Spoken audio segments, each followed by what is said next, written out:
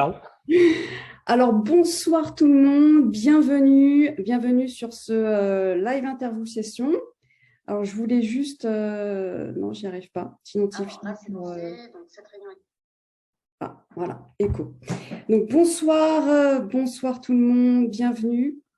Alors, je suis très heureuse ce soir, dans le cadre de cette interview session, de recevoir Guillaume Andreu. Je vais vous présenter, qui va se présenter aussi si vous ne le connaissez pas. Et aujourd'hui, donc, on va parler, donc c'est dans le cadre des interviews connaissance de soi, pour approfondir sa connaissance de soi, il y a différents outils. Et donc, le yoga, c'est un des chemins, mais il y a plein d'outils modernes qu'il est bien de connaître. Et puis, donc, c'est le cas ce soir, on va voir la PNL. Donc, pour ceux qui ne me connaissent pas, donc, je suis Wendy, coach sportif et professeur de yoga. Voilà, donc je vous aide à obtenir un corps et un esprit en forme. Et puis, donc, tout de suite, je vais vous présenter Guillaume Andreu. Comment ça va, Guillaume? Écoute, ça va. Écoute, merci de m'inviter, ravi d'être là et de pouvoir parler à ta communauté. Voilà, alors, donc, d'abord, avant de présenter la PNL, est-ce que tu peux nous dire, te présenter toi, nous dire qui tu es en gros, et puis comment tu en es venu à faire de la PNL, à faire ces formations, comment tu as découvert la PNL, brièvement. Ok. Alors, moi j'ai découvert le développement personnel un petit peu sur le tard. Toutefois, quand j'étais jeune, je me posais déjà beaucoup de questions existentielles. J'avais une certaine sensibilité, une façon de voir les choses qui n'était pas forcément toujours la même que celle de mon environnement.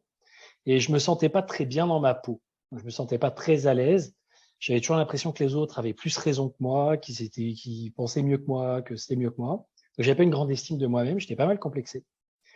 Et en même temps, j'avais une sensibilité, une empathie. J'étais très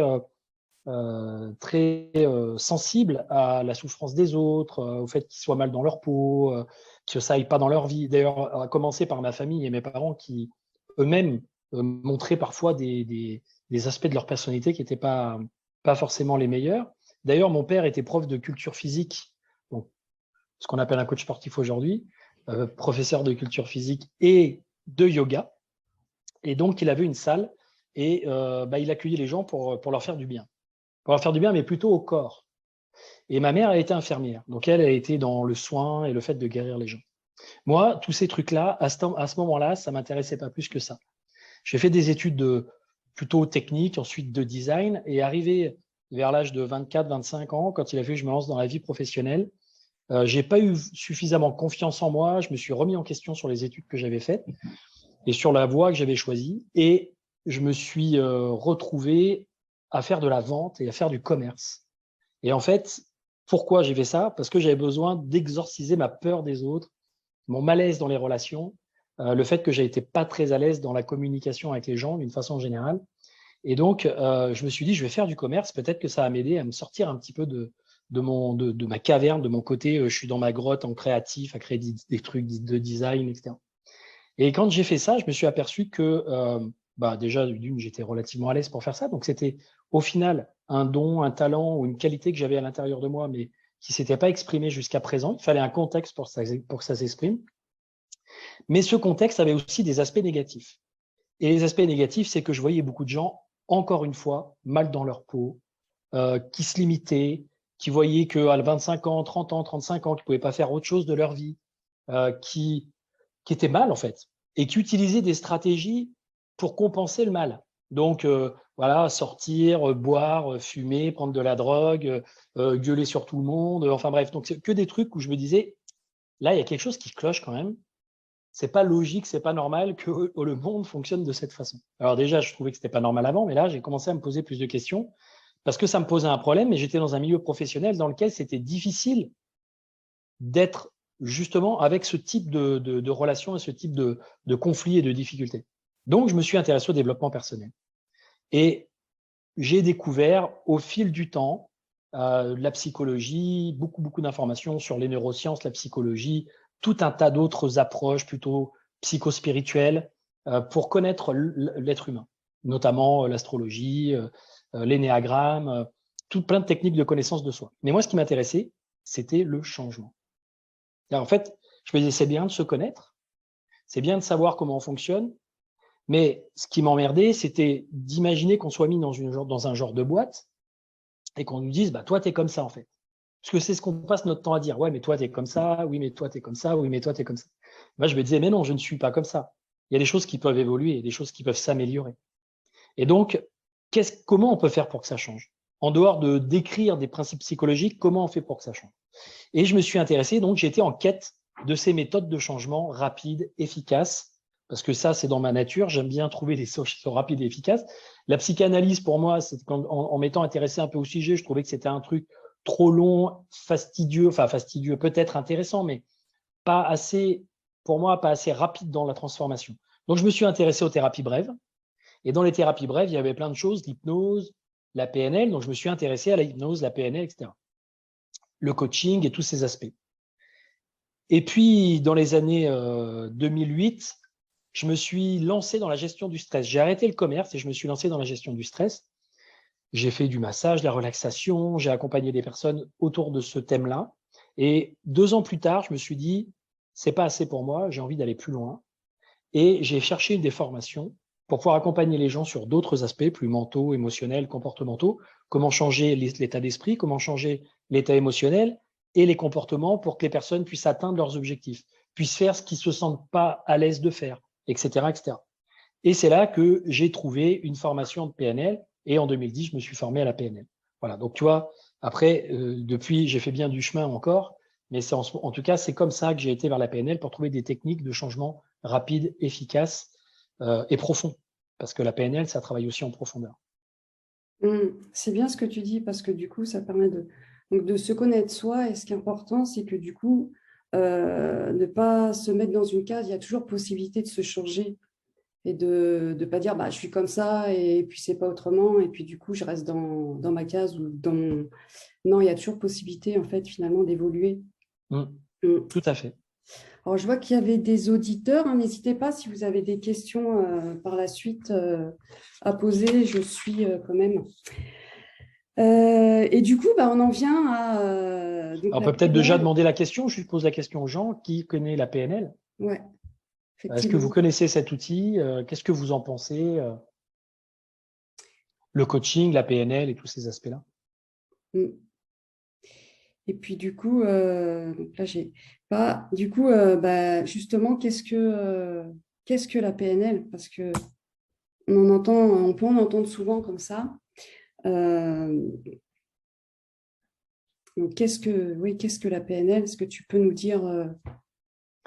Alors, déjà, la PNL, ça veut dire programmation neuro-linguistique. Alors, c'est un nom un peu barbare pour dire que c'est un outil de communication du changement qui passe par le langage et qui agit sur le système nerveux. Donc, l'idée de la PNL, c'est que ses créateurs, dans les années 70, s'appelaient Richard Bandler et John Grinder, étaient 2 docteurs en psychologie qui, par ailleurs, avaient d'autres disciplines, un qui était linguiste, l'autre qui était mathématicien, et qui, on va dire, voyaient la psychologie de l'époque, la psychologie qui était plutôt la psychanalyse à l'époque, parce que tout ce qui était fait en psychologie était surtout autour de ça, et se disaient, OK, c'est bien d'analyser et de décrire les processus psychologiques et de regarder quand les gens vont pas bien ce qui va pas, et de décrire les gens à travers leur pathologie, parce que c'est souvent ça que fait la psychologie, elle décrit la psychologie. Les gens, on apprend à se connaître à travers nos pathologies finalement. Eux étaient plus orientés sur de la psychologie humaniste et positive et se sont dit, bah, nous, on préférerait des moyens très, très concrets pour aider les gens à changer quand ça ne va pas. Et donc, ils ont été étudiés, des thérapeutes et d'autres types de personnes d'ailleurs, des commerciaux, des gens qui avaient du succès, qui étaient dans l'excellence, pour découvrir quelles étaient leurs stratégies d'excellence, comment ils fonctionnent. Qu'est-ce qui se passe dans leur tête? Qu'est-ce qui se passe dans leur cœur? Qu'est-ce qui se passe dans leur système de croyances, de valeurs, dans leurs émotions, comment ils agissent, etc., etc. Donc, ils ont analysé tout ça en étudiant des grands thérapeutes comme Milton Erickson, qui était un psychiatre et qui était aussi un hypnothérapeute réputé dans le monde entier, Fritz Perls, qui était donc le créateur de la Gestalt thérapie de l'émotion, Virginia Satir, qui était une thérapeute plutôt de la thérapie du couple, de la famille et de la systémie, et bien encore d'autres personnes. Et ils ont été voir ces gens et se dire, mais comment ces gens obtiennent des résultats qui sont limite magiques? C'est-à-dire qu'en fait, les gens vont les voir avec un problème, la plupart du temps, qui n'a pas été résolu pendant des années ou que personne n'arrive à résoudre. Ils vont voir ces gens et en l'espace de peu de temps, ils arrivent à avoir des transformations et des changements dans leur vie. Donc, ils se sont posé la question, comment ils font? Donc, ils ont été les observer des heures et des heures et des heures en train de travailler et ils en ont extrait des recettes. Ils en ont extrait des protocoles, des méthodes et toute une discipline qui s'appelle donc la programmation neurolinguistique. Et ils ont ensuite développé cette méthode au travers de bouquins qui s'appelle la structure de la magie au départ. Puis ils ont fait des conférences, puis ils ont fait venir des gens qui étaient malades, qui avaient des phobies, qui avaient des traumatismes, qui avaient des blocages qui n'avaient jamais été résolus par leur médecin ou par les psys, et ils les ont fait venir et ils les ont fait monter sur scène et en l'espace de un quart d'heure, une demi-heure avec certaines techniques, ils les ont fait changer pour prouver au monde, pour prouver aux gens qu'en fait, il y a des choses qui peuvent changer et parfois beaucoup plus vite que ce qu'on croit.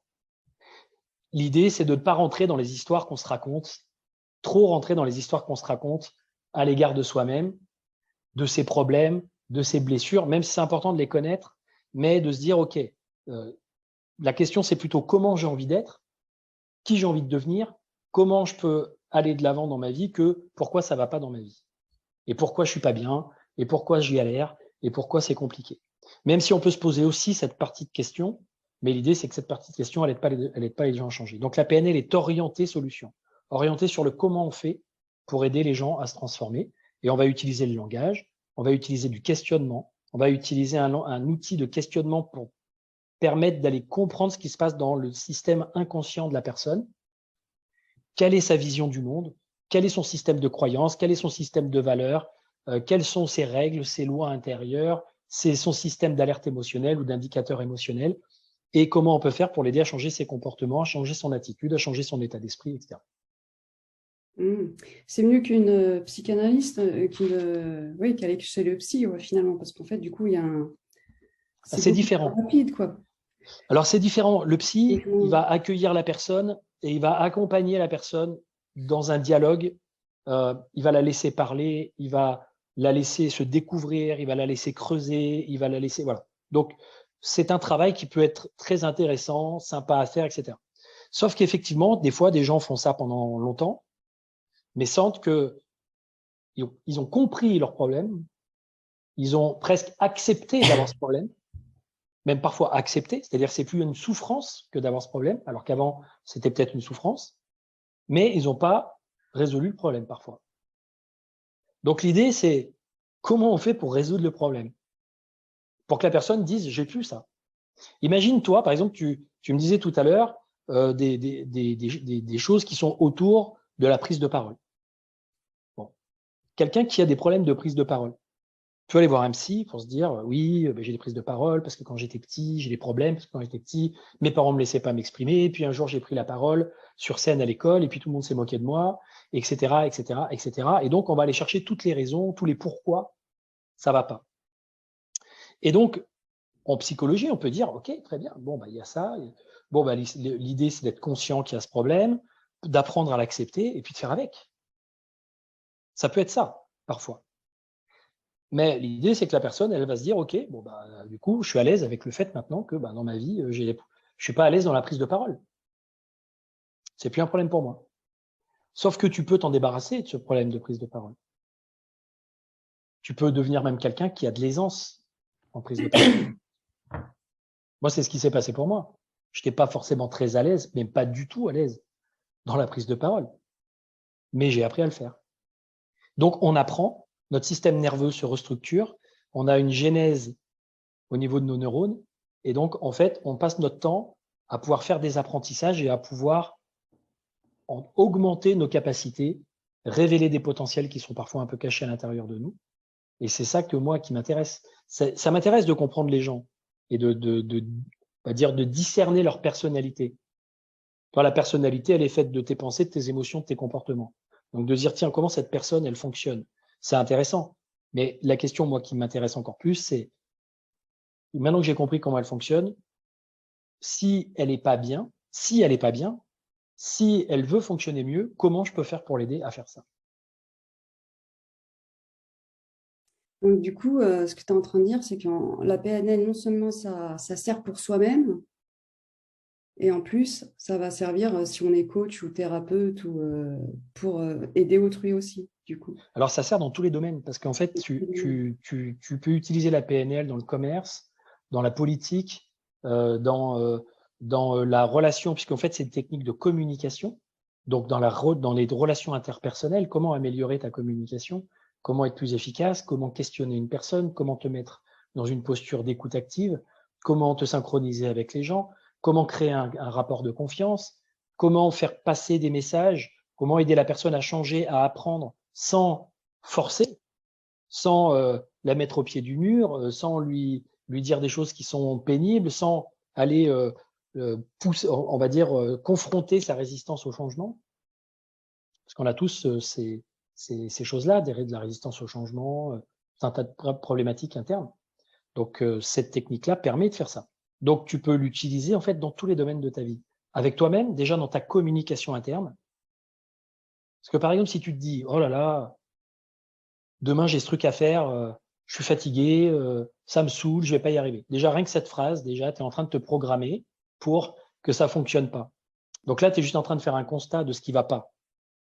Hein, quelqu'un qui arrive à une salle de sport, par exemple, ou qui arrive dans un coaching sportif ou dans un cours de yoga et qui se dit, oh là là, mais moi je suis pas souple, oh là là, mais moi j'ai pas de force, oh là, mais moi j'ai pas fait de sport depuis longtemps, j'ai trop de poids, etc. Je vais jamais y arriver. Si toi tu lui dis, mais si, tu vas bouger ton cul, allez maintenant on y va, ça va marcher avec certains. Le côté motivationnel, on pousse. D'ailleurs, les gens pensent que le coaching, c'est ça. Confondre le coaching sportif, d'entraîneur sportif, dans une équipe, dans un truc où parfois le coach va un peu gueuler, va machin, avec un coach qui, lui, va poser des questions et va aller chercher les leviers de motivation pour amener la personne d'elle-même à se dire, mais si, en fait, je peux le faire. Et toi-même, dans ton langage interne, tu peux changer ton propre langage pour te dire quelque chose que tu imagines ne pas pouvoir faire, finalement te dire si je peux le faire. Ressentir la motivation, ressentir la détermination, ressentir la confiance, ressentir l'estime et le faire. Et c'est très intéressant ce que tu viens de dire parce que tu as dit certains, et c'est vrai que moi en tant que coach sportif, j'ai été moi-même coachée dans le sport, et c'est vrai que certaines méthodes vont fonctionner avec certaines personnes et vont complètement être un massacre pour une autre personne, parce que là, du coup, on est différents, les personnes ont des fonctionnements différents, et des façons de voir les choses et d'agir différemment, et ça, c'est bien, parce que du coup, ça permet de mieux connaître aussi, de mieux comprendre la psychologie, finalement, et de pouvoir faire intervenir au mieux et d'avoir les bonnes paroles, parce que du coup, il y a le linguistique, là, donc, dans PNL, le langage, il est important, ce que j'ai compris. Neuro, c'est donc du coup tout ce qui a accès au cerveau, quoi, et programmation, comment on se programme, voilà. Donc et puis l'inconscient, du coup, tu parlais d'inconscient. C'est le langage de programmation. Voilà. Notre cerveau apprend, notre corps a besoin d'avoir des informations pour agir. Donc, quel type d'informations on lui donne? Si par exemple, en ce moment, je fais des vidéos, je suis en train de faire une série de réels là qui s'appelle 6 étapes pour atteindre un objectif difficile avec davantage de confiance grâce à la PNL. Si par exemple, tu te dis, ah, je vais pas arriver, j'ai un objectif sportif, je me donne 6 mois. Moi, par exemple, je fais un défi là en ce moment, je me suis créé un défi que j'ai appelé le Power Daron 50. Alors, j'ai 50 ans dans 5 mois et je me dis, j'aimerais bien à 50 ans me regarder dans la glace, me trouver physiquement bien et en bonne énergie. Parce que je sors d'une période un peu où j'ai senti que j'étais un peu en épuisement. Donc, du coup, je me suis mis ce défi-là à la rentrée. Si je me mets cet objectif et que je me dis, et que je m'écoute, et que je me dis, oui, ça va être dur, c'est compliqué, je suis fatigué ces derniers temps, etc., je vais me raconter une histoire qui va pas aller activer les bons leviers à l'intérieur de moi. Mais moi, j'ai des leviers qui sont pas forcément les mêmes que les autres. Par exemple, il y a quelqu'un qui m'a dit par message, Ah oui, ton défi Power Daron, là, c'est parce que tu as peur de vieillir. Pourquoi pas? Il y a peut-être des gens qui ont peur de vieillir et qui, pour éviter de sentir qu'ils sont en train de vieillir, ont besoin de se mettre en action pour se dire je vais me bouger le cul parce que j'ai pas envie de vieillir. Donc, ça peut motiver des achats, ça peut motiver l'achat de crème, ça peut motiver le fait de faire du sport, de l'exercice, etc. Si cette personne est motivée par ça, pourquoi pas utiliser ce levier de motivation pour elle, puisque c'est ça qui la motive. Par contre, moi, c'est pas mon cas. Moi, ce qui m'intéresse, c'est de me sentir bien dans ma peau. C'est plus quelque chose d'aller vers, en fait, d'aller vers de l'énergie, d'aller vers une silhouette ou une forme physique qui fasse que, esthétiquement parlant, quand je me regarde, je me dis, ouais, ça va, je suis bien, etc., etc. Donc, si la personne me dit, si toi, tu veux motiver la personne en disant, oui, mais tu vas, si tu fais pas ton sport, si tu poursuis pas ton objectif, d'ici 6 mois, tu vas être gros, ou tu vas être nul, ou tu vas être moche, ou tu vas paraître plus vieux. Il y a des gens qui peuvent dire ce genre de trucs. Bon, j'imagine que tu le fais pas, mais il y a des gens dans l'entourage, des fois les coachs amis ou de la famille, qui te sortent ce genre de trucs. Bah, ça va peut-être pas forcément te booster plus. Si t'es pas quelqu'un qui fonctionne sur le métaprogramme éviter d'eux, c'est sur le fait d'éviter quelque chose. Et si, par contre, c'est le cas, alors oui, dans ce cas-là, tu peux dire ce genre de truc et la personne, ça va peut-être la motiver. Puis il y en a d'autres, tu vas plus utiliser le aller vers. Vers quoi tu veux tendre, c'est quoi qui est important pour toi, comment tu seras quand tu auras atteint le résultat. Imagine-toi, utilise ton imaginaire, ton imagination, etc. Qu'est-ce que tu vas te dire quand tu auras atteint ce résultat? Tu vois, tu peux utiliser tout un tas de techniques comme ça pour que la personne, elle finisse par ressentir à l'intérieur d'elle le bénéfice. En fait, chaque objectif doit avoir un bénéfice, sinon tu n'as pas envie de faire l'effort.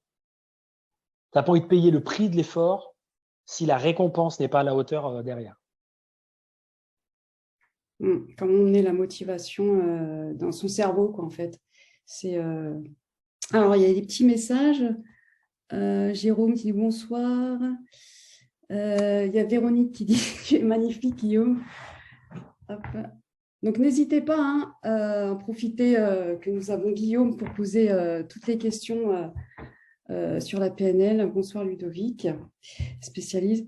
Et donc, du coup, donc, si j'ai bien compris, donc ça permet de réorganiser en fait la structure de ses pensées et de pouvoir en fait finalement transformer sa vie en fait, et puis d'aller faire sauter ces blocages aussi du coup qui nous empêchent qui nous bloquent dans nos vies des fois, puis qu'on sent, voilà, on n'arrive plus à avancer. Et tu parlais justement là je disais de parler en public là justement, donc moi c'était pas mon fort.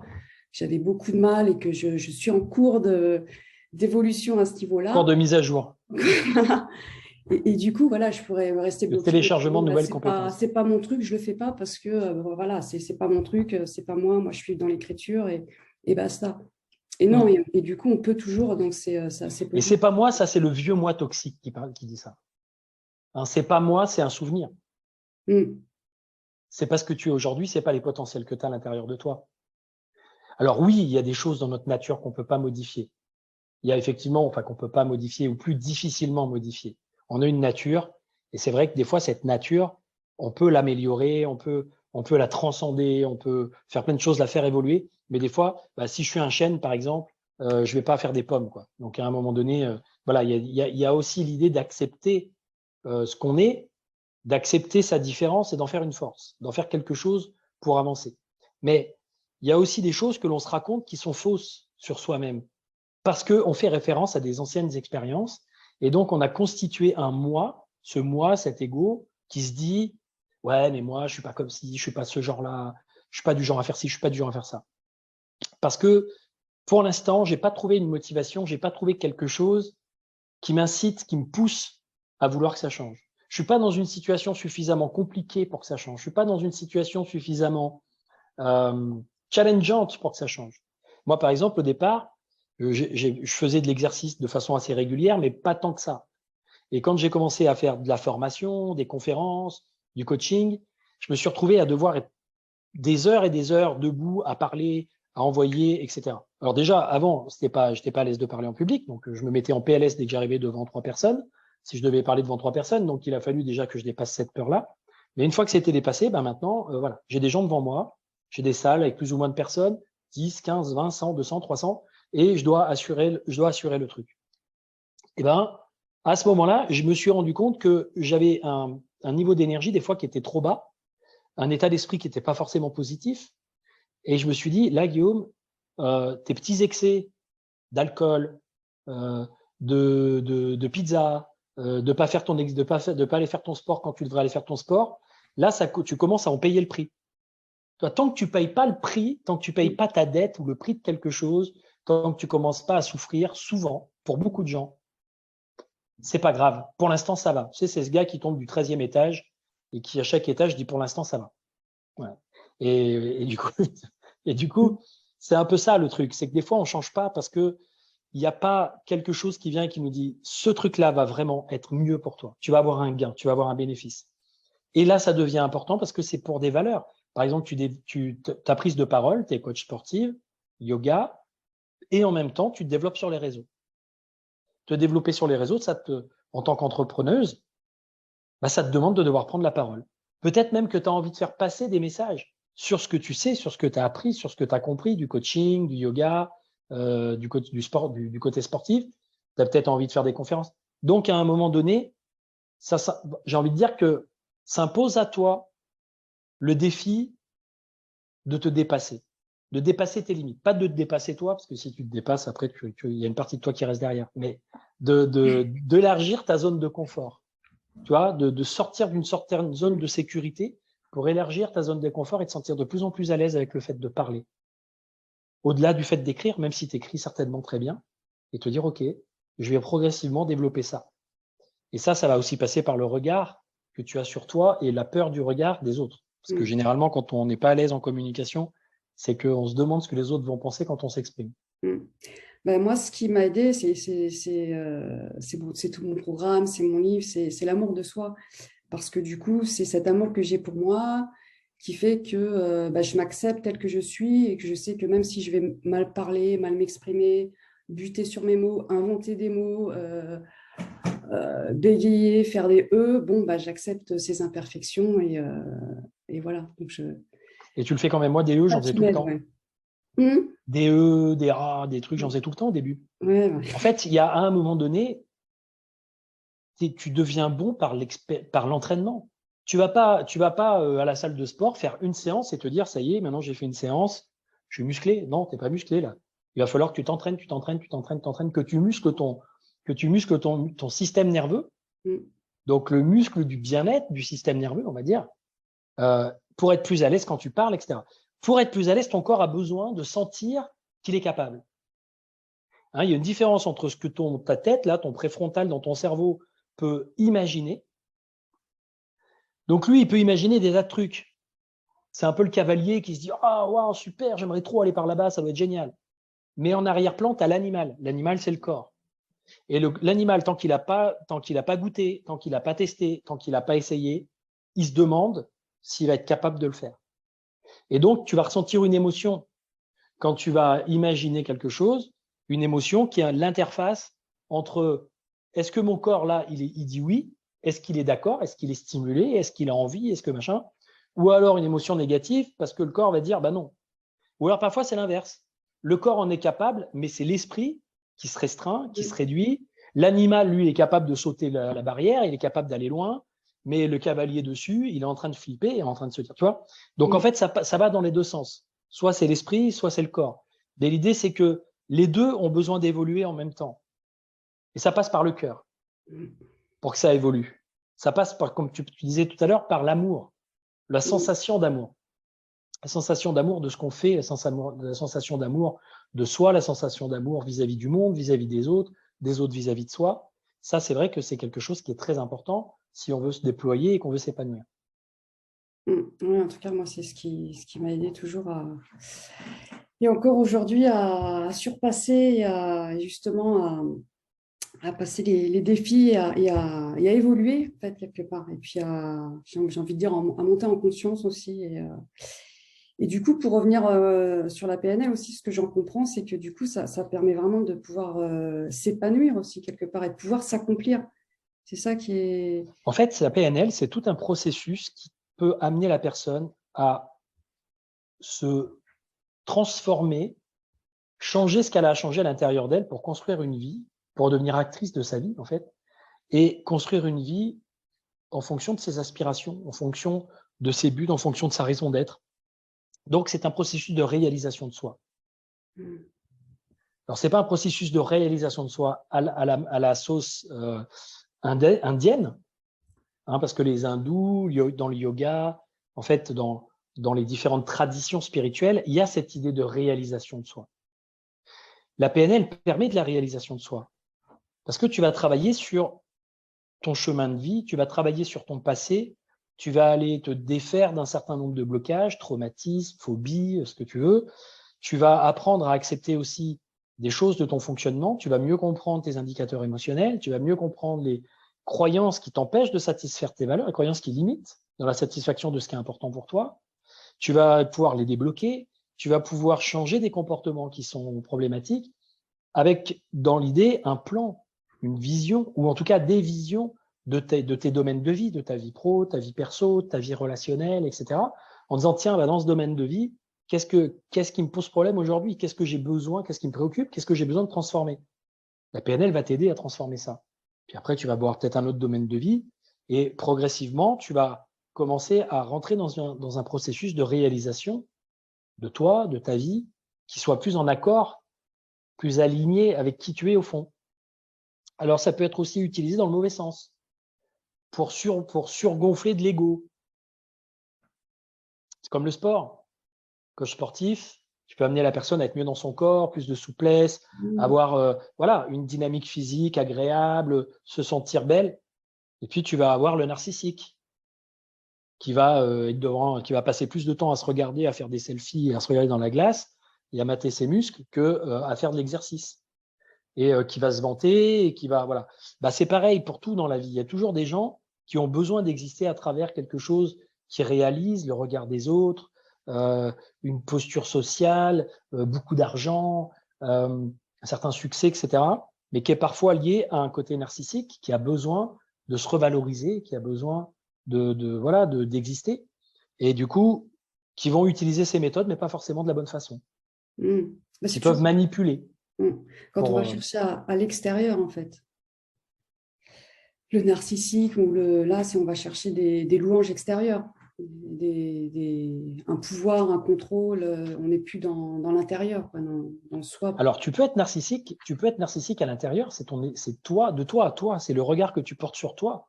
C'est des gens qui se kiffent, qui se trouvent beaux, qui pensent être les meilleures personnes du monde. Le problème, c'est quand ça pose un problème quand c'est trop et quand il va y avoir un problème de comparaison, qu'il va y avoir un problème de dévalorisation des autres à l'extérieur, etc. Tu peux t'aimer, tu peux te trouver beau, tu peux avoir de l'estime de toi, c'est pas un problème. Mais c'est vrai que souvent, ça va aller de pair. C'est-à-dire que ça peut être interne, hein, de moi à moi, comment je me sens, comment je me trouve. Et puis, il peut y avoir la référence externe, c'est-à-dire, en gros, des personnes qui vont être très attentifs à qu'est-ce que les autres pensent de moi. C'est toujours un juste équilibre, pas justement ce équilibre. Parce que c'est vrai équilibre entre l'estime de soi, le narcissique. J'avais fait un live d'ailleurs sur ça. Ça peut être... En fait, tu es à deux doigts. L'estime de soi, c'est de la valeur que tu te donnes. La valeur que tu te donnes, c'est ton ego qui te la donne. Parce que tu te dis, tu t'apprécies. Est-ce que je suis bien ou est-ce que je suis mal? Tu es dans une appréciation, dans un jugement de valeur, en fait, dans l'estime de soi. Donc, tu as envie de correspondre à des critères qui sont tes propres critères, mais tu vas avoir de l'estime si tu es dans ces critères. Si tu gagnes bien ta vie, si tu es un entrepreneur à succès, si tu es une mère qui élève bien ses enfants, si tu es un compagnon ou une compagne qui est vraiment dévoué à son mec, même si limite il la maltraite, bah, c'est pas grave, je suis complètement là, je suis à fond. Bah, ces personnes-là, elles peuvent se dire, je suis quelqu'un de bien. Je suis quelqu'un de bien, donc j'ai de l'estime de moi. Bon, quand quelqu'un se fait maltraiter par quelqu'un d'autre, en général, il y a un problème d'estime qui est pas au top, hein, d'un côté comme de l'autre. Mais en tout cas, c'est un peu différent de l'amour de soi, parce que l'amour de soi, l'amour, il accepte. L'amour, il accepte même s'il n'y a pas de valeur. C'est ça. Pour moi, c'est ça. C'est vraiment l'amour de soi. C'est ça rejoint après l'estime, parce que forcément, quand tu as de l'amour de soi, pour toi, tu as de l'estime et de la confiance en toi. Mais quel que soit ton état, l'extérieur, moi c'est pour ça que je fais une différence entre l'extérieur. Tu peux être complètement, tu t'aimes quand même, quoi, même si tu es au fond du trou, même si tu n'as plus rien, même si tu es une merde en gros, tu t'aimes quand même. Bah, tu es une merde Oui, d'après certaines pour personnes. l'extérieur, pour Voilà. la Mais tu peux société, aussi mais te dire toi, que ça arrive à tout le monde ça peut arriver à tout le monde d'être à un moment donné de sa vie au fond du trou d'arriver à rien d'être perdu et d'être épuisé ou de pas savoir ce que tu veux dans la vie. Ça arrive à tout le monde. Ça peut arriver à plein de gens. Alors évidemment, ceux qui sont pas là-dedans ou qui n'ont jamais été là-dedans, ils peuvent te juger. Ouais, mais toi, tu vas te juger à travers ce regard-là. Mais si tu tombes sur quelqu'un, une bonne sœur, par exemple, qui va te dire, tu vois, qui va aller voir comme un clochard, par exemple, et qui va prendre la personne, qui va prendre soin d'elle, qui va s'en occuper et qui va pas la juger parce qu'elle est là où elle en est. Pourquoi? Parce qu'elle est dans un amour spirituel. Se dit là, tu es en train de vivre une galère, voilà, c'est pas de chance pour toi, elle va avoir de la compassion, mais elle va pas être en train de juger, ah, tu devrais te sortir les doigts, tu devrais aller bosser, tu devrais réussir, tu devrais, voilà. Donc c'est vrai que c'est différent la notion d'estime et d'amour, mais souvent quand même c'est relié. Ouais, je vais pas, parce que là, c'est parti sur un autre sujet aussi, mais qui était très intéressant, qui était une de mes réflexions du jour d'ailleurs, sur l'humilité justement par rapport à ça. Il y a beaucoup d'entrepreneurs ou de coachs justement qui nous poussent à nous bouger, sors-toi les doigts. Ouais, et comme ça, et c'est vrai qu'aujourd'hui, j'avais cette réflexion justement par rapport à ce qui m'arrivait, que j'étais beaucoup plus humble et moins à pousser les gens justement quand on comprend en fait, se mettre Mmh. plus à la place des autres et qu'on peut vivre effectivement des choses dures et qu'on voilà, on n'a pas tous également ces capacités à rebondir ou cette résilience ou cette voilà. Donc là, je suis un peu sortie, un peu sortie C'est pas du. grave, mais par rapport à ce que tu viens de dire, la PNL, justement, elle n'est pas là pour pousser les gens. Elle est là pour les aider s'ils ont envie d'y aller. Mais elle n'est pas là pour pousser les gens. Et les coachs, et la plupart des gens, quand on regarde bien la plupart des gens qui te poussent, ils te poussent pas pour toi, ils te poussent pour eux. Parce que quand ils te disent bouge-toi les doigts, sors-toi les doigts et bouge-toi pour faire tel ou tel truc, c'est parce que derrière, ils ont une offre de service à te vendre. C'est pas par pure compassion. Ou alors c'est parce que eux-mêmes, parfois, sont en train de se dire, moi je galère, je vais pas le montrer que je galère, mais par contre, je vais dire aux autres, ouais, c'est pas bien de galérer, etc. C'est pas toujours très sain. Non, c'est pas. Voilà. Et puis encore une fois, on en revient à ce qu'on en disait au début, c'est que selon les personnes, il y a des gens qui ont besoin des fois d'être boostés. Moi, je sais que des fois, de m'avoir dit des trucs, et inversement, hein, parce que en plus j'ai des réactions différentes, ça m'a poussé à me bouger, à montrer de quoi j'étais capable. Et Bien sûr. inversement, ça peut me faire complètement abandonner et me dire salut, au revoir, je me casse, quoi. Ça dépend de l'intention qui est derrière, l'énergie, la bienveillance qu'il y a dans le propos. Et donc, du coup, donc, ce que je comprends, c'est que la PNL, c'est magique. Alors en fait, justement, il y a une structure derrière la magie. C'est le premier bouquin ils sont appelés la structure de la magie. C'est-à-dire qu'en fait, les gens disaient, mais c'est magique. Ben non, c'est pas magique. Même si on a un cerveau magicien, c'est-à-dire qui est capable de créer des choses qu'on n'imagine pas, ça fonctionne quand même avec des principes, avec des processus, avec des méthodes. Comme un illusionniste. L'illusionniste, il te fait croire à un truc, tu as l'impression que c'est magique, mais en fait, en réalité, derrière, il y a des ficelles. La PNL, c'est un travail d'illusionniste. Il y a des ficelles. Par contre, ça change vraiment. Il n'y a pas une illusion du changement. Mais ça paraît magique. Pourquoi? Parce que la personne ne comprend pas. Moi, par exemple, je fais passer des mal de tête en l'espace de 10 minutes, un quart d'heure avec des petites techniques hypnotiques. Des fois, des migraines, il y a même des gens qui n'ont plus de migraines après, ou d'autres types de problématiques de ce genre-là. Les personnes n'y croient pas sur le moment. Quand je leur dis, je vais essayer de faire quelque chose avec toi si tu veux, etc. Derrière, elles sont surprises, elles se disent, mais c'est dingue, là, comment c'est possible en fait, tant que tu n'as pas la connaissance de ce qui se joue derrière, des principes sous-jacents, etc., tu te dis, c'est pas possible, ça te paraît magique. Mais en réalité, il y a une structure, il y a des méthodes, il y a des techniques qu'il est important d'apprendre et d'appliquer pour que ça marche. Et donc, du coup, si on veut faire une formation PNL…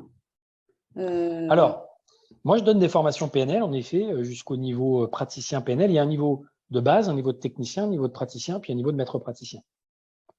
Je donne des formations jusqu'au niveau praticien parce que je pense que pour les personnes que j'accompagne, et qui sont souvent des entrepreneurs et des gens comme ça, il y a déjà suffisamment d'outils, de techniques et de pratiques dedans pour pouvoir déjà bien avancer dans sa vie. Même accompagner d'autres personnes. Quand on est praticien, on peut accompagner en coaching avec ces outils-là. Je vais mettre en place une formation là qui va s'adresser justement plus particulièrement aux entrepreneurs indépendants, aux entrepreneurs de façon générale, pour proposer des outils spécifiques de la PNL, parce que la PNL, sinon, c'est aussi de la thérapie. Hein. Donc, bon, tu n'as pas forcément besoin d'utiliser des techniques ou des outils, des protocoles qui peuvent être fastidieux à apprendre, qui peuvent être longs et qui servent pour de la thérapie, mais qui ne vont pas te servir à toi en tant qu'entrepreneur pour faire avancer pour avancer dans ton business ou pour accompagner les gens que tu accompagnes. Donc, je vais synthétiser et je vais prendre essentiellement les outils de la PNL qui peut permettre aux gens de travailler sur la confiance en soi, qui peut travailler sur le fait de trouver la bonne voie, le bon axe de développement, d'avoir une vision d'avenir qui soit inspirant, qui soit inspiré, d'avoir une orientation qui a du sens, donc dans son activité, donc peut-être vers une nouvelle activité ou dans ses projets, dans son programme, qui puisse avoir une identité, qui puisse développer une identité, parce que souvent le truc c'est qu'on aimerait faire des choses, mais on ne s'en sent pas l'identité. Toi, tu disais tout à l'heure, ça c'est pas moi, parce que tu es encore dans ton ancienne identité, dans ton vieux moi, parfois toxique, plutôt que d'être dans une nouvelle perspective de devenir quelqu'un d'autre. Toujours avec toi, mais encore mieux. Ou un peu différemment. Et de pouvoir faire évoluer les projets, de pouvoir faire évoluer l'activité professionnelle, de pouvoir être plus à l'aise en communication, dans les relations, plus impactant, pouvoir plus facilement vendre. Parce que quand tu as un tout petit peu de psychologie, tu rentres dans un rapport avec les autres qui va faire que ça va vendre. Tu vas vendre ou tu vas attirer plus facilement les personnes. Donc voilà, c'est tous ces aspects-là que je vais mettre bout à bout pour proposer des formations de PNL qui se feront en ligne et qui pourront se faire aussi en présentiel. Donc ça, tu proposes actuellement? Alors, en fait, pour l'instant, moi, je propose la PNL classique, le programme pour apprendre la PNL. Mais dedans, il y a des choses qui, pour moi, sont des choses qui ne sont pas forcément utiles pour des entrepreneurs qui veulent essentiellement être dans l'accompagnement, la formation, etc. L'accompagnement, pas forcément thérapeutique. Donc, du coup, je vais juste prendre les outils, les techniques et les méthodes qui peuvent se mettre bout à bout et qui peuvent amener la personne à avoir une boîte à outils, une méthodologie, des stratégies pour aider les personnes. Donc, ça sera une formation PNL spéciale pour entrepreneurs, en gros, c'est ça? C'est ça. Avec un accord. Et donc, actuellement, on peut te retrouver où si justement on est intéressé, qu'on peut… Alors, on me trouve sur Facebook à Guillaume Andreux, ANDREX, c'est noté. Tu peux me trouver sur YouTube. J'ai une chaîne qui s'appelle Guillaume Andreux TV. Il y a beaucoup de contenu. Il y a même du contenu PNL, parce qu'il y a des choses qui ont été filmées pendant les formations de PNL. Donc, il y a beaucoup de contenu. Il y a des choses aussi sur les neurosciences, sur la psychospiritualité. Donc, pas mal de choses. C'est assez large. Il n'y a pas que de la PNL, bien sûr. Ça touche au développement humain, au développement psychospirituel d'une façon plus large. Je suis aussi sur LinkedIn, Guillaume Andreux, pareil. Je suis sur Instagram, Guillaume Andreux. Voilà. Donc, on peut me trouver un petit peu sur toutes les plateformes. Et j'ai un site, andreuguillaumeinstitut.fr. andreuguillaumeinstitut.fr. Donc, on retrouve toutes tes formations et… Alors, pour l'instant, le site est en construction, donc il n'y a pas encore tout dedans. Justement, tout ce qui est formation PNL, il faut que je le fasse, il faut que je le mette à jour. Mais en tout cas, les gens peuvent voir le site, la page d'accueil, au moins, et un certain nombre d'informations. Mais pour l'instant, c'est encore de mise en place. Parce que ça, c'est tes formations, mais tes coachs aussi, donc tu accompagnes… Alors, j'accompagne des gens en one-to-one, et notamment des entrepreneurs sur ce chemin de trouver une voie de développement qui soit plus plus abondante pour eux, plus alignée, voilà, en fait, en tout cas, quelque chose qui fasse qu'ils se sentent mieux dans leur peau et que leur activité puisse mieux fonctionner. Parce que c'est un peu ça le truc, c'est que parfois, on sait faire plein de choses, on arrive, on dit je fais ci, je fais ça, etc. Et en fait, on n'a pas beaucoup de clients qui viennent parce qu'on n'a pas un discours et on n'a pas axé sa communication sur des choses plus spécifiques. Donc moi, j'accompagne les gens à trouver leur voie, vision, orientation, identité, évolution, leur mission, redéfinir leur mission, donc une voie de développement professionnel. Et je travaille aussi en partenariat avec Jérôme Pro, donc, je ne sais pas si tu connais Jérôme Pro, qui est lui dans le développement. Comment? J'ai fait sa connaissance. Voilà, qui est dans le développement web, donc qui prend le relais. Donc on a une offre qui s'appelle IDM. Les personnes commencent par moi pour structurer déjà qui sont, leur identité, ce qu'ils veulent vraiment faire, leur motivation profonde, leur système de valeurs, enfin tout ce qui est en amont, d'avoir une vision qui soit vraiment inspirante et cohérente avec eux-mêmes. Et ensuite, une fois que ça s'est fait, ils passent par Jérôme pour mettre en place sur le web toutes les stratégies, les dynamiques qu'il faut pour pouvoir aller connecter avec des clients qui vont avoir envie de travailler avec eux. Alors, je regarde un petit peu les messages de nos auditeurs. Donc, il y avait Ludovic qui disait « Chacun a un don à développer, on a tout possible. » Ouais. Chacun a un don à développer, j'ai pas entendu, c'est un petit peu… Chacun a un don à développer, on n'apprend pas à un poisson à grimper à un arbre. Exactement, c'est ce que je disais tout à l'heure quand je disais qu'on a une nature. Ouais. En fait, on a une nature qui peut s'épanouir. Hein. C'est comme un gland, un chêne, le gland d'un chêne, qui peut rester un gland toute sa vie. S'il ne trouve pas le bon terreau pour se planter dedans. Alors, attention à ce que vous… Mais si, en tout cas, il trouve le bon terreau, le bon terrain, le gland peut devenir un chêne. Et en fait, à l'intérieur du gland, il y a déjà un chêne. Il y a un chêne majestueux qui peut pousser. Sauf que s'il est sur un mauvais terrain, soit il ne va pas pousser, soit il va faire un petit chêne tout guingois. Mais ce chêne tout guingois, si tu le prends, que tu le sors du terrain peut-être toxique ou mal entouré dans lequel il se trouve, de l'environnement qui est peut-être pas propice pour qu'il s'épanouisse, tu le mets dans un terrain avec de l'herbe grasse et de la bonne terre et un bon terreau, et il va reprendre de l'ampleur. Et en fait, il va continuer de changer, mais il restera un chêne. Moi, je ne suis pas devenu quelqu'un qui est hyper organisé, qui est très méthodique, qui est… non, j'ai gardé des aspects de ma personnalité plutôt intuitifs, plutôt improvisateur, comme on disait tout à l'heure, etc. Et donc, je peux faire preuve de certaines choses, de certaines qualités, mais voilà. Mais j'ai pas envie d'aller faire des maths, par exemple. Ça m'intéresse pas. Voilà, c'est pas le domaine qui m'attire. Je sens pas qu'il y a un talent. Je sens pas qu'il y a un engouement, un intérêt pour ça. Donc, je vais pas m'emmerder à essayer de faire l'effort de développer quelque chose, alors que je peux mettre de l'énergie et de l'effort dans ce qui est fait pour moi. Donc, le truc, c'est qu'est-ce qui est fait pour vous? C'est aussi ça, c'est aussi là que j'accompagne les personnes. Parce que des fois, les gens se trompent. Les gens qui voudraient être coach alors qu'ils n'ont pas du tout la mentalité pour être coach. Qui voudraient être entrepreneurs alors qu'ils ne sont pas faits pour être entrepreneurs. Tu le vois, tu commences à les accompagner et en fait, tu vois tous les blocages, toutes les croyances, tous les trucs et je lui dis mais pourquoi tu veux te lancer là-dedans là, c'est peut-être pas forcément la meilleure issue, la meilleure voie, en tout cas pour toi, d'épanouissement. Donc, il y a aussi des fois des gens qui se trompent. Il faut être capable de les remettre sur le chemin qui sera plus adapté pour eux. Et c'est bien ça, parce que justement, on en revient à cette connaissance de soi, de mieux se connaître et justement de savoir c'est quoi qui nous correspond le mieux, qu'est-ce qui nous anime et on est fait pour quoi, en fait, quelque part. Parce que des fois, c'est vrai qu'on s'est tellement mis des couches, des croyances, comme tu parlais de croyances, on part dans une mauvaise direction qui n'est pas la nôtre, en fait, finalement. Exactement. Moi, ce qui m'intéresse, c'est de mettre les gens en valeur dans ce qu'ils ont comme valeur, dans ce qu'ils sont intrinsèquement. C'est pas de faire de tout le monde la même chose.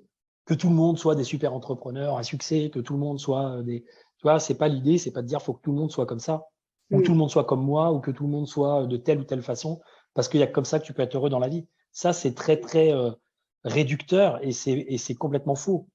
Il y a des gens qui peuvent être heureux à passer leur journée à méditer sous un arbre et à vivre d'eau fraîche et de fruits, et puis voilà, ils sont contents. Puis il y en a d'autres qui ont besoin de créer des entreprises, d'impacter le monde. Donc, chacun doit chacun peut trouver sa voie de développement, sa voie de bonheur. Moi, ce qui m'intéresse, c'est d'aider les gens à trouver ça et ensuite à se déployer. Ouais, c'est intéressant. Il y a Ludovic qui nous dit, comme le vilain petit canard qui se transforme en cygne. Ah, vive Guillaume, vive Wendy. Suivre le moule, oui. Suivre le moule, oui, on suit souvent c'est nos conditionnements. Hein, du coup, on se perd. Le monde te pousse à rentrer dans un moule. Et à force de vouloir te faire rentrer dans un moule, tu finis par devenir tarte, comme on dit. Et l'idée, effectivement, du vilain petit canard, c'est que il est au mauvais endroit. Il a l'impression qu'il est. Moi, j'utilise la métaphore, j'ai créé la métaphore de dire, j'avais l'impression quand j'étais petit d'être une orchidée dans un champ de chardon. Et dans les champs de chardon, il n'y a rien qui pousse. Parce qu'ils sont tellement là, présents, piquants, machin, que la petite orchidée, elle ne pourra pas s'épanouir. Donc, il n'y avait qu'une solution, c'était de me barrer, de prendre de la distance avec un certain environnement et de pouvoir aller me planter dans le champ des possibles que j'ai choisi moi. Et là, j'ai trouvé plein d'autres orchidées, plein d'autres types de personnes qui me ressemblent. Et le vilain petit canard, c'est un peu la même métaphore. C'est de dire, tu crois que ton environnement de base et l'environnement dans lequel tu aurais dû grandir, c'est pas à ta mesure, il n'était pas fait pour que tu puisses t'épanouir. Tu n'étais pas la bonne personne au bon endroit, on va dire. Mais ça, c'est une chose. Mais la responsabilité, on va pas culpabiliser les gens pour ça ou l'environnement pour ça. L'idée, c'est de dire maintenant, tu prends ta responsabilité. C'est à toi maintenant de devenir le signe que tu es censé devenir. Et arrêter d'en vouloir au canard de t'avoir jugé comme étant un vilain petit canard. Donc ça, c'est la première étape, hein, de sortir de la victimisation, se responsabiliser, c'est la première étape, ouais, pour grandir. Moi, je me voyais plutôt comme la mauvaise herbe de la famille. On l'a tous. Ouais. Ouais. Et voilà. Mauvaise herbe. Tu sais, la mauvaise herbe, hein, par exemple, il y a les orties. Oui, c'est ce que je dis. Et aujourd'hui, on en fait des soupes et c'est très, très bon pour la santé. Alors qu'avant, on considérait ça comme une mauvaise herbe. Il y a les pissenlits qui sont bons à manger, il y a des tas de trucs. En fait, ce qu'on appelle la mauvaise herbe, c'est juste que les gens ne veulent pas voir pousser à un endroit précis. Ils préféreraient voir quelque chose d'autre, une rose, je sais pas quoi. Ben non, toi, t'es pas une rose. T'es un pissenlit. Un pissenlit. Et pour autant, le pissenlit, il a plein de vertus, il a plein de qualités. Et il peut devenir un superbe pissenlit et faire du bien aux gens. Ouais, ça pour conclure pour moi, je veux dire on est chacun unique, on a chacun notre talent et c'est ça, développer son talent unique, la façon dont on a de l'exprimer aussi qui est unique et de revenir à soi, donc justement, et pour pouvoir s'épanouir complètement, vivre sa vie, comment on est vraiment soi au fond. Exactement. Et toujours, enfin pour certains, ça va être important de se poser la question de à quoi je contribue, qu'est-ce que je sers, pourquoi je suis utile. Parce que des fois, ça aide à se définir aussi ça. De savoir, parce que se dire ouais j'ai envie d'être moi, m'aimer moi-même, etc. C'est vrai que c'est important, mais c'est aussi important pour se définir. Tu disais on a un talent, on a un truc unique. Parfois c'est pas un truc vraiment très spécifique. On a plusieurs palettes. L'idée c'est de trouver celle qui nous correspond le plus, qui nous correspond le mieux pendant un bout de notre vie. Parce qu'à un moment donné, moi par exemple j'ai fait du design, j'étais super heureux. J'ai fait de la menuiserie, de l'agencement, du design. J'ai kiffé ça. À ce moment-là, j'avais l'impression qu'il n'y avait que ça qui était pour moi et que c'était ça, que je serais le grand designer qui remplacerait Philippe Stark en France. C'est ça mon délire. Puis un jour, je me suis dit, ah ouais, non, ça va être chiant. Pour plein de raisons. Et je suis parti sur autre chose. Aujourd'hui, je suis dans le développement humain. J'accompagne les gens. Pour l'instant, ça a l'air d'être la voie de réalisation qui est la plus juste, qui me correspond le mieux. Mais peut-être, je sais pas, dans 2 ans, dans 5 ans, dans 10 ans, peut-être se passer un truc qui va faire, je vais me dire, oh là là, je repars sur un autre truc totalement différent. Et j'aurais peut-être aussi un don et un talent à développer là-dedans. Ouais, surtout quand on est qu'on aime bien, comme moi, toucher un peu à tout, c'est vrai que je m'éclate dans beaucoup de choses. Et après, par contre, j'ai remarqué que j'ai l'impression, alors ça c'est mon impression, que quand on est fait pour quelque chose, quand même, c'est beaucoup plus facile, on ne voit pas le temps passer. Moi, je vois le yoga, ça s'est vraiment fait tellement facilement, toutes les portes sont ouvertes. C'était même au début, moi je voulais pas, et puis ça s'est fait tellement d'une façon, je me suis dit, c'était une évidence. Ouais, voilà, C'est ça, des fois, ça s'impose à toi. C'est quand c'est facile. Moi, pourquoi j'ai accepté, enfin, pourquoi je me suis dit que j'allais me lancer dans ce que je fais maintenant? Parce que je lisais plein de bouquins pendant des années, et j'en parlais en soirée à des amis, ou pas encore en soirée, mais en tout cas, j'en parlais à des amis, et ils me disaient, mais c'est dingue tout ce que tu sais, c'est dingue la facilité avec laquelle tu transmets et que ça devient compréhensible alors que c'est compliqué. J'avais des références, je synthétisais des trucs de psycho, de neurosciences, de trucs. Et au bout d'un moment, je me dis, mais si j'ai cette facilité-là, c'est peut-être que j'ai un don là-dedans, en fait. Peut-être un talent, un don à développer. Donc, pourquoi je me dis que c'est pas moi? Parce que j'ai été menuisier, parce que j'ai été designer, parce que j'ai été vendeur. Pourquoi je me raconterais l'histoire que c'est pas moi d'accompagner des gens ou de faire des conférences ou tu vois? Ben, pendant un temps, il y avait une part de mon esprit qui me disait, c'est pas toi, tu n'y arriveras pas, tu es un imposteur. Euh, pour qui tu te prends? Moi, les gens vont pas s'intéresser à toi, ils vont se foutre de ta gueule. Enfin bref, tous ces trucs-là. Et en fin de compte, j'ai quand même percé. Pourquoi? Parce que j'ai senti au fond de moi qu'il y avait dans les tripes une énergie, une force qui disait vas-y, vas-y. Et toutes les questions que je me posais, elles passaient outre l'idée, l'envie irrépressible d'y aller. Donc j'y suis allé. Je me suis pris des portes, je me suis planté, j'ai eu des hauts et des bas, j'ai pris des risques. Bref, c'était une aventure avec plein d'obstacles, plein de challenges, plein de trucs, qui n'a pas toujours été facile. Hein. Des fois, tu te dis, bah, j'aurais peut-être été bien designer finalement dans un bureau d'études à développer, voilà, et avoir un salaire, etc. Et ben non, en fait, je n'étais pas fait pour ça. Par ailleurs, je suis Verseau, donc j'ai besoin de beaucoup de liberté, d'indépendance. Donc je suis pas très sûr que j'aurais été bien dans une entreprise. Voilà, donc tu vois, on a tous des traits de caractère, des choses qu'on peut faire. Après, l'idée, c'est de choisir. Moi, j'adore aider les gens à faire ça. Voilà, c'est ce qui m'anime. C'est quand je vois les gens dans une impasse, dans le brouillard, à pas trop savoir est-ce que je fais ci, est-ce que je fais ça, où je vais, je sais plus quoi faire, je suis bloqué, etc. C'est de les aider à transformer ça rapidement et que ça reparte dans la bonne direction. D'accord, pour leur vie professionnelle, donc en fait. Alors pour leur vie perso ou pro, mais aujourd'hui c'est plus professionnel parce qu'il faut que je resserre, et le coaching de vie personnelle, c'est quelque chose. C'est un peu lié, quoi. Surtout si on est entrepreneur, ça. Alors de toute façon, il y a toujours un peu des deux, mais moi ce qui m'intéresse plus, c'est d'aider des gens qui sont un peu comme moi. Et moi, ça fait 14 ans que je fais ça, donc j'ai un peu de recul sur cette activité-là. Et donc, du coup, c'est cohérent avec ce que j'ai vécu comme parcours. Et aider une femme, par exemple, au foyer à se développer en tant que mère au foyer, par exemple, c'est pas mon truc. Je suis pas mère au foyer. Enfin, tu vois, il y a des gens pour ça. Il y a des gens qui seront plus à l'aise pour aider une femme à se développer dans sa vie de maman, peut-être même aider quelqu'un sur des domaines qui sont plus proches de ce que eux ont vécu et qui ont les compétences d'accompagner les autres. Voilà. C'était une passion, je le ferais, mais le fait est que je suis plus axé et j'ai plus d'affinité avec ce monde des entrepreneurs, des indépendants, des accompagnants. Eh bien, je pense qu'on a fait le tour, non, sur la. Je pense que les auditeurs, il n'y avait pas de questions sur la PNL vraiment, donc je pense qu'on a bien détaillé quand même, je pense. Bah là, déjà, ça fait un petit moment qu'on y est. Je sais pas Oui, quelle heure ça il est. fait une petite Voilà. heure, hein, on va peut-être clôturer. Je ne sais pas, peut-être tu voulais, pour conclure, dire quelque chose, ou rajouter quelque chose, ou un petit mot de la fin. Je mettrai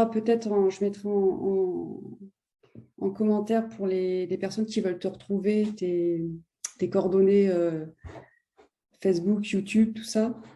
Ouais. Permettra de te retrouver. Alors, j'ai pas forcément envie de faire le final, tu sais, avec la petite phrase, oui, la vie c'est beau, faut se donner les moyens, tout est possible, etc. J'ai l'impression que c'est un peu redondant tout ça, qu'on se le raconte, etc. Non, j'ai juste envie de dire, si tu as une difficulté et que tu as envie de rester dans cette difficulté, ben reste-y. Peut-être tu as un truc à apprendre là-dedans et c'est peut-être aussi ça qui va te faire évoluer. Mais il y a aussi des possibilités de s'en sortir, et il y a aussi des possibilités de transformer des choses. Et si à un moment donné, tu te dis, j'ai envie de transformer des choses, bah, dans ce cas-là, tu es le bienvenu pour te faire accompagner ou pour te former et utiliser ces méthodes de PNL, de coaching, d'hypnose ou encore bien d'autres choses, l'EFT. Il y a plein d'approches qui sont très, très pertinentes et très efficaces avec des bons résultats. Mais en tout cas, sache qu'il y a des outils pour ça et que fais-le si tu sens que c'est le moment, mais sinon, ne paie pas la rate au courbouillon et ne te sens pas coupable de ne pas avancer dans ta vie. Et voilà, il y a un temps pour tout dans la vie, et quand tu vas le sentir, tu le sentiras, et à ce moment-là, il y aura des professionnels comme Wendy pour t'accompagner dans ton coaching sportif, dans ton yoga, dans ton rapport au corps, etc. C'est marrant ce que tu dis, ça me fait penser à, c'est ce qu'il disait, alors je vais mal prononcer, Chin Tam An, un Vietnamien là, en 3 Ah oui, de la pleine conscience, ouais, j'aime philosophes, beaucoup. là. Chin Ouais, Tam, ouais, qui est oui. parti il n'y a pas longtemps, et qui disait qu'en fait les humains ont resté dans notre souffrance parce que finalement on ne connaissait que ça. Et c'est ce qui faisait que l'humain avait tendance à rester, même si c'est un confort, en fait, c'était Et ça. l'idée de la pleine conscience, c'est pour transformer cette souffrance, c'est d'aller la regarder, en fait, de l'accueillir et d'accepter qu'elle est là. Et souvent, juste ça déjà, d'éviter de résister, tout ce à quoi tu résistes persiste, d'éviter de résister à cette souffrance, fait que tu sens qu'il y a quelque chose qui est en train d'émerger et qui se transforme tout seul déjà. Rien qu'avec ça, rien qu'avec ces outils de pleine conscience, enfin rien que les outils de pleine conscience, c'est quand même la discipline de Bouddha, c'est quand même ce que Bouddha est venu apporter, donc c'est quand même pas rien. Il y a une grande philosophie derrière, il y a des outils qui sont très pertinents. Moi, j'adore aussi utiliser ça dans mes accompagnements et avoir cette philosophie d'arrière-plan, cette sagesse d'arrière-plan quand on veut accompagner les autres. C'est important d'avoir un peu de philosophie, un peu de sagesse aussi dans sa façon de fonctionner. Voilà. Moi, je suis passionnée par la philosophie. Là. Voilà, merci beaucoup en tout cas Guillaume, merci pour d'avoir accepté cette interview. Et puis voilà, Merci à à tous toi les Wendy, auditeurs merci à tous les auditeurs qui nous ont suivis. pour leur écoute, merci beaucoup. Une très belle soirée à tous et au plaisir. Au plaisir Wendy, et voilà, au plaisir aussi peut-être de discuter ou d'échanger avec les personnes qui nous ont écoutés ce soir. Si vous avez des questions ou des choses, Voilà, n'hésitez pas à venir me parler, même si vous regardez sur Messenger. Ouais, si vous regardez en replay, vous pouvez remettre des questions, n'hésitez pas, hein, il y aura des réponses. Voilà, merci à tous, merci beaucoup, belle soirée à tous. Et surtout, venez à la conférence avec Cécile Fleurat, à l'interview avec Cécile Fleurat sur l'énéagramme. Il va y avoir normalement, il me semble. Oui, c'est mardi prochain, je n'ai pas encore. Voilà, donc mardi prochain, Cécile Fleurat avec l'énéagramme. Ouais. Ah, super. Ouais, Elle est top, elle est dynamique. Ça, c'est un bel outil aussi. Ouais, que j'aime beaucoup. Je crois que tout le monde aimera d'ailleurs. Je pense que tout le monde aime. Ouais, ça parle à tout le monde. Voilà, merci beaucoup encore Guillaume et très belle soirée. Merci, bonne soirée à tous. Au revoir.